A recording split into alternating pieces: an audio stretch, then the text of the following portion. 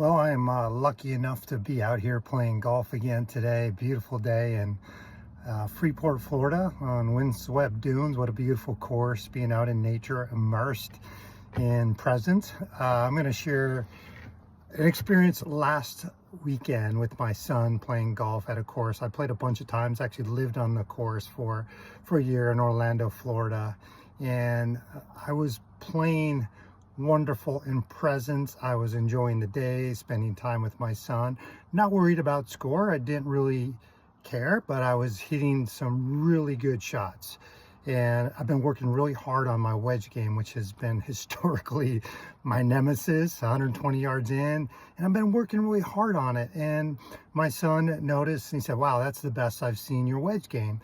And I thanked him, didn't think anything of it. And then finished the ninth hole. We were playing with two other men, and one of the guys said, "Wow, did you shoot even par?" So he was noticing. I didn't. I had a couple loose shots that cost me, but that's okay. But something shifted in me, and I stopped playing from presence, and that ego snuck in.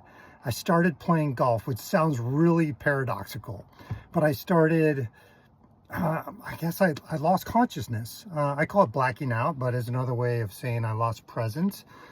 Started hitting some loose shots.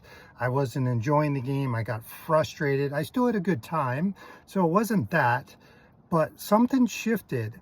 And one of my greatest fears, conditioning from, we'll say from my childhood, is the fear of shining too bright.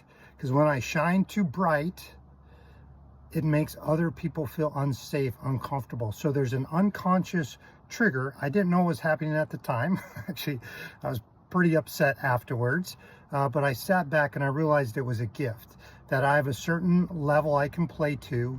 And then when that trigger hits, when my subconscious says, "Wow, you're playing really good, you better dial it down a notch." Of course, I didn't know it at the time, but I realize it now. So when that happens again, I can shift out. I can come back to presence, breath work, practice a little qigong on the course, and then let it go and get back into presence. And that's what I'm practicing today.